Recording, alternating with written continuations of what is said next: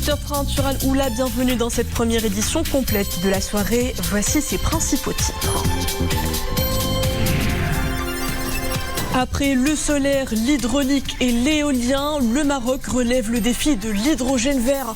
Dans un contexte mondial marqué par la crise énergétique, le Royaume fait des renouvelables sa planche de salut, un nouveau jalon posé pour un avenir énergétique pérenne grâce à l'ambitieux programme d'investissement vert du groupe OCP sous l'impulsion royale. Maroc-Espagne, qui des deux sélections poursuivra l'aventure à Doha? Le derby du détroit de Gibraltar promet du beau football, mais évoque surtout le vieux souvenir d'il y a plus de 60 ans. Un vrai choc de style que nous allons décortiquer dans la chronique spéciale Coupe du Monde. Puis la haute gastronomie s'invitera en fin de journal. Nous serons les convives des prestigieux disciples du grand chef cuisinier Auguste Escoffier. À Marrakech, ces cuisiniers et pâtissiers se sont surpassés en créativité pour faire honneur aux gastronomies de la planète.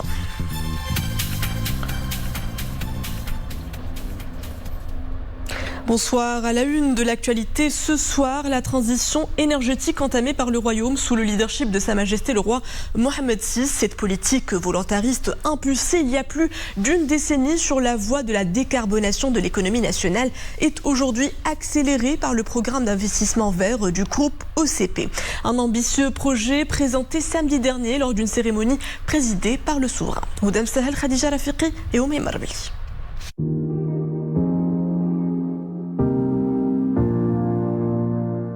Maroc, ce nouvel Eldorado continental d'énergie verte.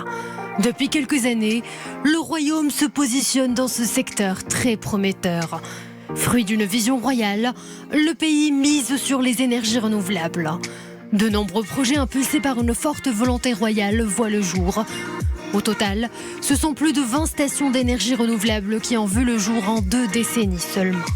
8 stations d'énergie éolienne, 11 pour les énergies hydrauliques et 2 complexes solaires.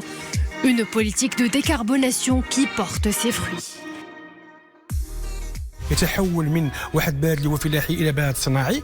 Le Maroc est passé d'un pays agricole à un pays industriel. Cette transition nécessite beaucoup d'énergie et c'est là qu'est intervenue la vision royale avant-gardiste. Le Maroc a su tirer profit de sa position géographique avantageuse. Il a misé gros sur le solaire, l'hydraulique et l'éolien.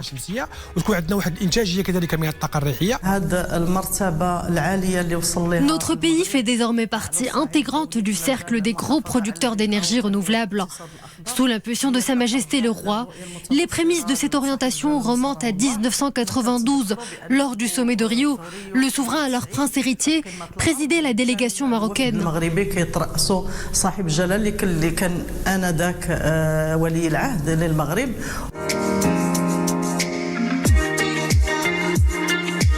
Et dans un contexte mondial marqué par la transition énergétique verte, le Maroc relève le défi d'être parmi les premiers pays à se tourner vers l'hydrogène vert. Un procédé innovant qui permet de produire une énergie sans CO2, 100% verte. Une production que le Maroc entend exporter à moindre coût à d'autres pays. Selon des études, à l'horizon 2050, le Maroc sera dans le top 4 des pays producteurs et exportateurs de ce carburant vert. L'ammoniac est lui aussi une des pistes envisagées par le Maroc pour étendre sa politique d'énergie décarbonée. Une énergie qui servirait aussi aux nouvelles installations de dessalement d'eau de mer.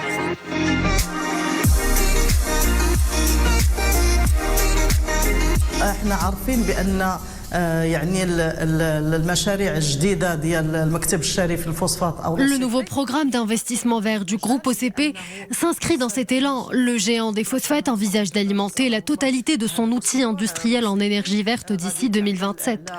Toute son électricité sera issue de sources éoliennes, solaires, hydroélectriques et congénération. L'énergie décarbonée produite servira aussi aux nouvelles installations de dessalement d'eau de mer, à la fois pour répondre aux besoins du groupe et pour l'alimentation en eau potable et d'irrigation des zones riveraines des sites OCP.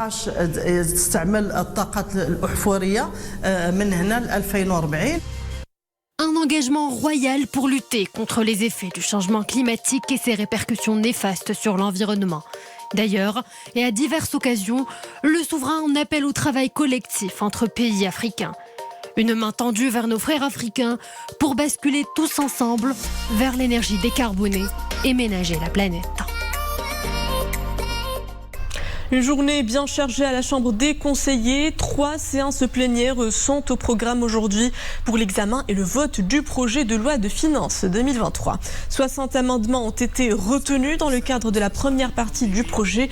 Il s'agit notamment de la prolongation de la période d'application de l'exonération de l'impôt sur le revenu au titre des salaires versés pour un premier emploi jusqu'au 31 décembre 2026 et de l'encouragement de l'épargne dans les contrats d'assurance retraite en réduisant l'âge requis de l'assuré de 50 à 45 ans.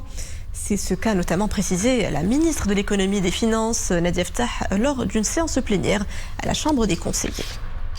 Direction à présent Marrakech, la cité ocre à l'heure de la Semaine nationale de l'artisanat. Cette 7e édition se tient dans un contexte particulier, celui marqué par la généralisation de la couverture médicale à tous les artisans. C'est soit plus de 2,4 millions de Marocains. Mina Allam, Tassim Billah Bouzawi et Maria Awad. La semaine de l'artisanat, un événement emblématique qui vise à promouvoir le produit artisanal dans toute sa diversité. Ce rendez-vous est aussi l'occasion de nouer et d'accélérer des partenariats commerciaux à l'international.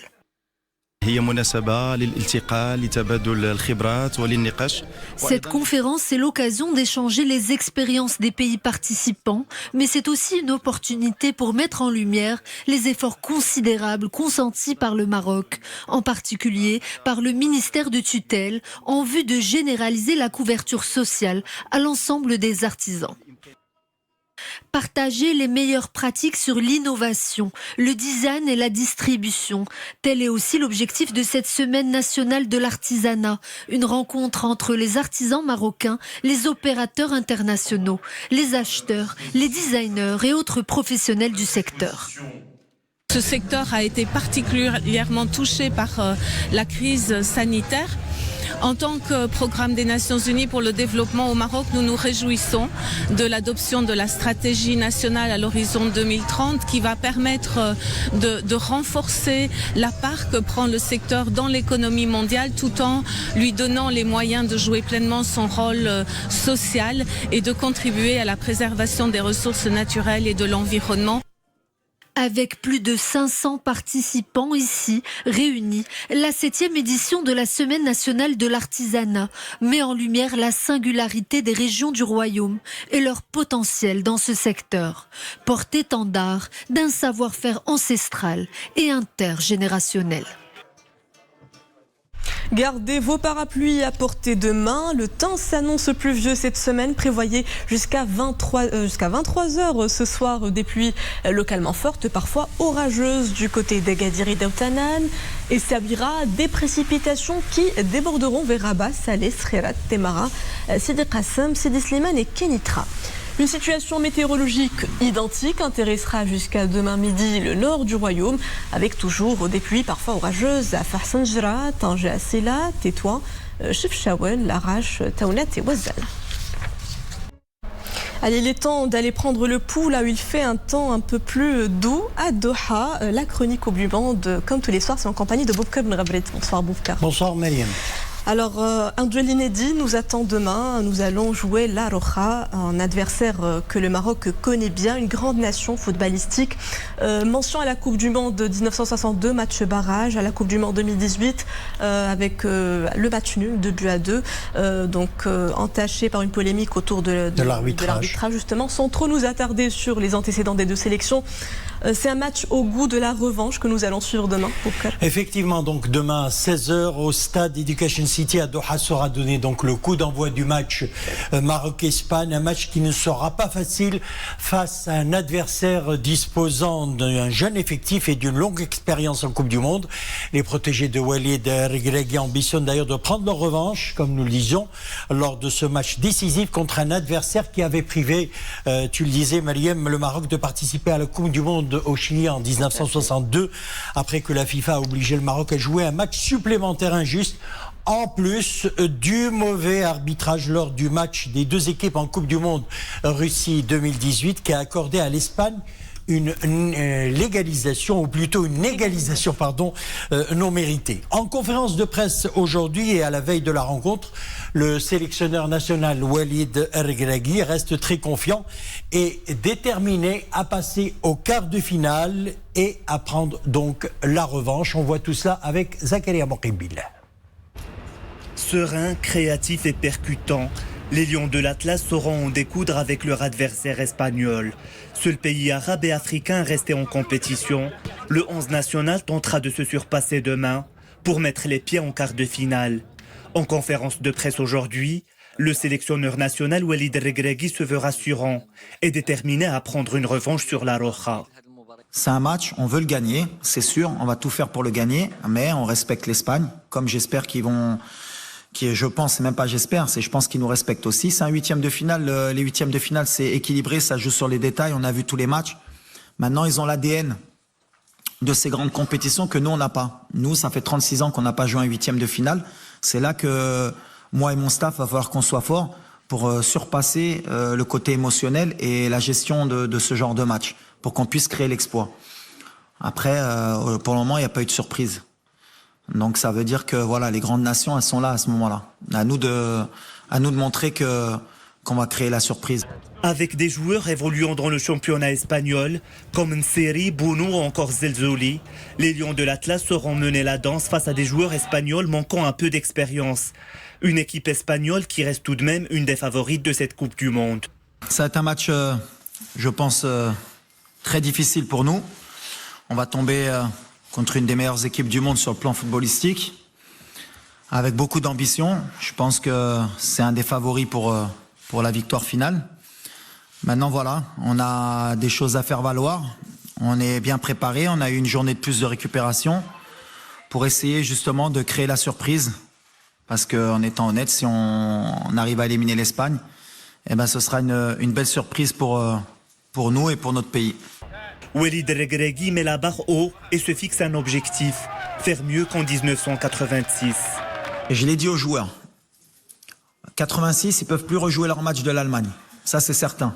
Donc ils ne peuvent plus aller en quart de finale. Nous par contre, on a 24 heures encore pour préparer ce match et pour entrer dans l'histoire et pour être les seuls à l'avoir fait au Maroc. Donc ça vaut le coup de donner le maximum et de ne pas avoir de regrets, parce que ça peut peut-être plus tard nous laisser beaucoup de regrets. Donc sur ce côté-là, sur ce côté mental, je pense que tu as raison, mais il faut le dédramatiser aussi pour pas qu'il surjoue ce match. Mon travail, c'est d'équilibrer les émotions justement dans ce genre de match. Alors il faut pas en faire trop, et il faut pas minimiser aussi qu'ils peuvent rentrer dans l'histoire, ils peuvent faire quelque chose de grand, mais surtout leur donner de la confiance. C'est ce que j'essaye de leur donner. Il faut pas qu'on ait de complexe à avoir.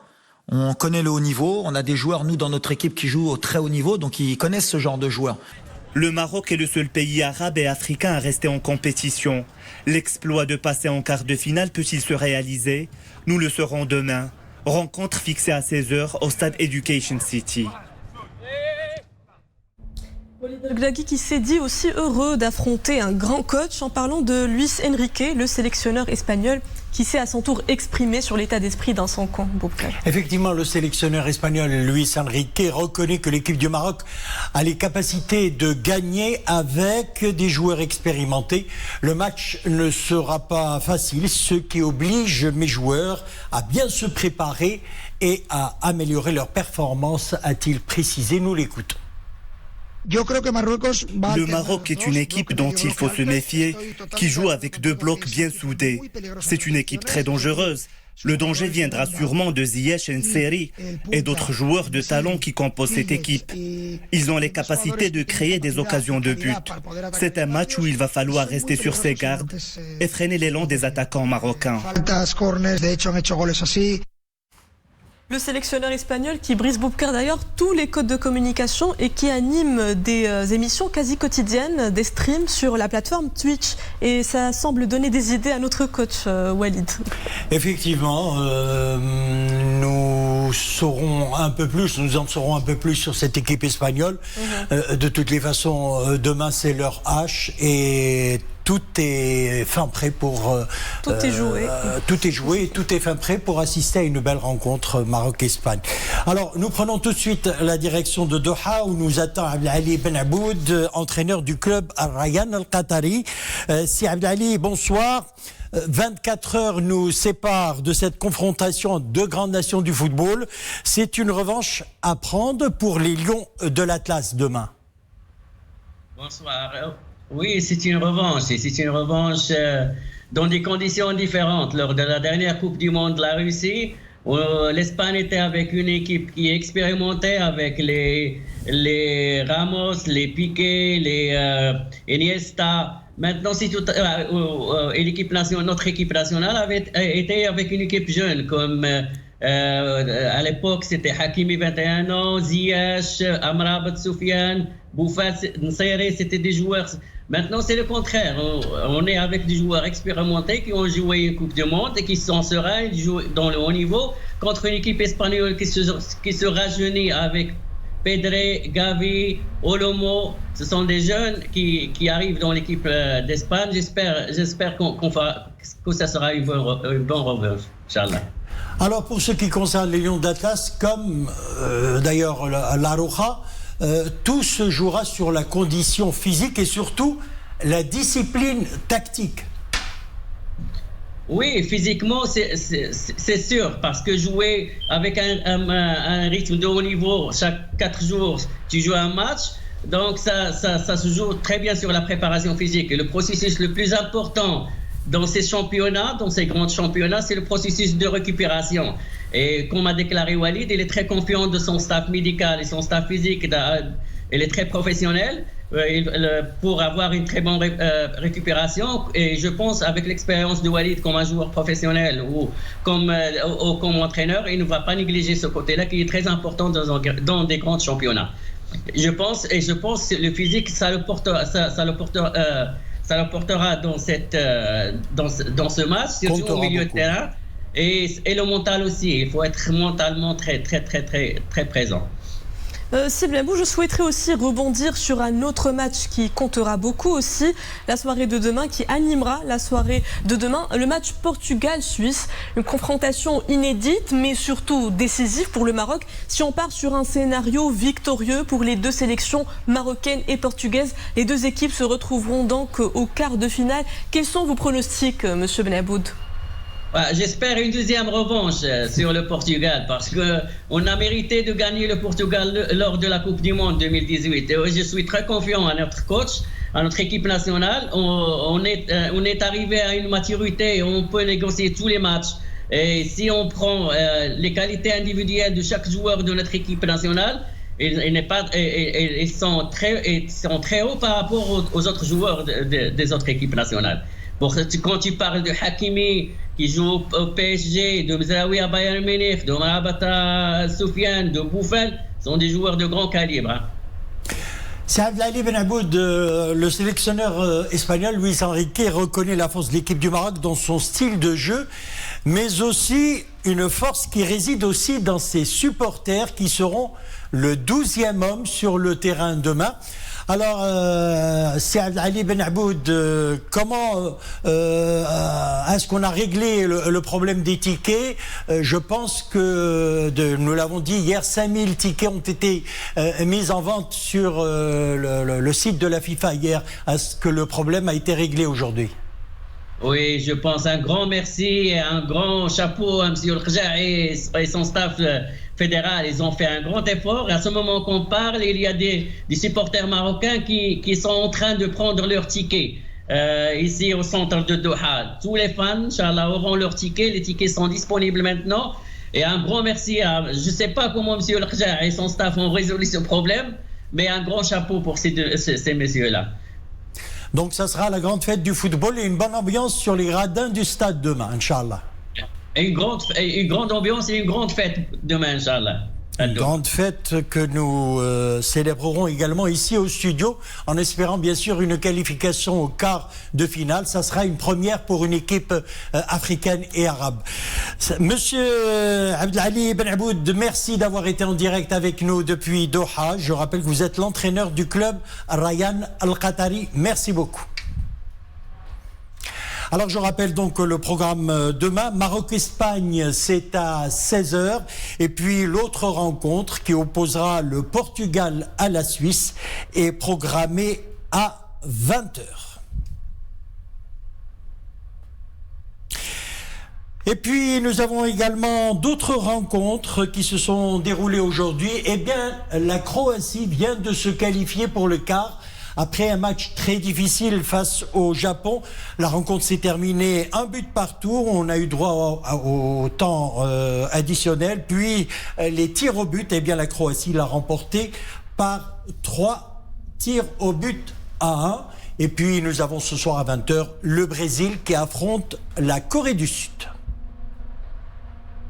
Et le top 30 Boubkar des meilleurs buteurs de toute l'histoire de la Coupe du Monde se poursuit dans ce journal. Il a grandement contribué au sacre de son équipe, bien sûr, en Coupe du Monde, en 58 et en 1962. Il est brésilien et s'appelle Vava. Il a trouvé le chemin défilé à 5 reprises lors du mondial de 1958. Et puis celui de Suède, c'était en Suède. Et à 4 reprises lors du mondial du Chili en 1962. Il n'a été sélectionné malheureusement en équipe brésilienne que 20 fois. Et puis on en arrive au mot de la fin. Lors de la première Coupe du Monde, l'entraîneur écossais Robert Millar, ça va vous faire marrer un petit peu Mariam, il s'est évanoui en pleine demi-finale. La raison, c'est qu'il a inhalé du chloroforme qui servait à guérir un joueur qui avait la jambe cassée. Il faut dire que la médecine du sport, c'était autre chose à l'époque. Tout à fait, Boubkar. Merci. On se retrouve demain donc pour le choc. Demain pour la grande fête du football et j'espère... on espère une qualification. Une qualification et aller en quart de finale. Inch'Allah. Merci Boubkar et à demain. Nous quittons le sport pour la haute gastronomie. Ce sont les disciples du grand chef cuisinier Auguste Escoffier. Ils forment à ce jour et à travers le monde une petite centaine de personnes qui ont été distinguées par leur grande qualité en matière de gastronomie. Durant 3 jours, ils étaient réunis à Marrakech pour y accueillir de nouveaux membres, mais aussi pour laisser libre cours à leur créativité gustative. Abdelghani Tahraoui et Dominique Orlando. Intégrer la prestigieuse famille des disciples d'Escoffier, cela passe tout d'abord par un cérémonial très bien établi qui peut à première vue paraître assez étonnant.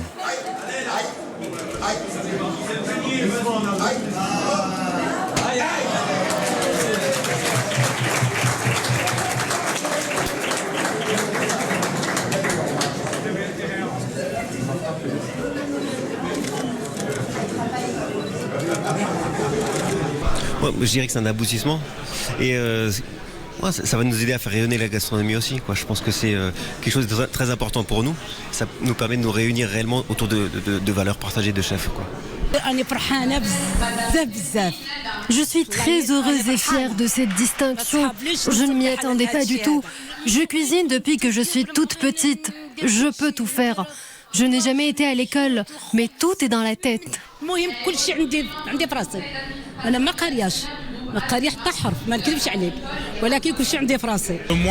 jeune talent, pâtissier, cuisinier depuis plus de 15 ans aujourd'hui, me retrouver avec un sacre comme ça fait vraiment plaisir et ça donne aussi envie d'avancer, de continuer, d'aider les disciples d'Escoffier dans cette aventure. Mais la grande famille des disciples du chef Auguste Escoffier, c'est aussi aux côtés des grands cuisiniers en écharpe rouge, tous les représentants les plus méritants des métiers de la restauration et des services. Cela va jusqu'aux producteurs qui sont, quant à eux, auréolés d'une écharpe verte. Moi, je suis producteur et agriculteur dans la région de Fès, où j'ai mon domaine, qui est le domaine Chawat. Et je fais depuis avril 2014 de la valorisation du produit de terroir marocain. Et je mets toute mon énergie, tout mon amour dans tout ce que je fais. On a pu le constater durant ces 3 jours de dégustation étoilée qui nous auront permis de savourer des mets subtils et d'un raffinement exquis. La gastronomie judéo-marocaine a eu droit à sa soirée spéciale. Et que dire du dîner de clôture qui fut constitué de 5 plats successifs réalisé par un duo de chefs cuisiniers à chaque fois différents. Un dîner de clôture exquis sur lequel notre équipe présente à Marrakech reviendra demain. Et c'est ainsi que prend fin cette édition. Merci à vous de l'avoir suivi. À 20h30, le retour de l'information avec le journal d'Aïsia. Belle soirée à tous sur Al Oula.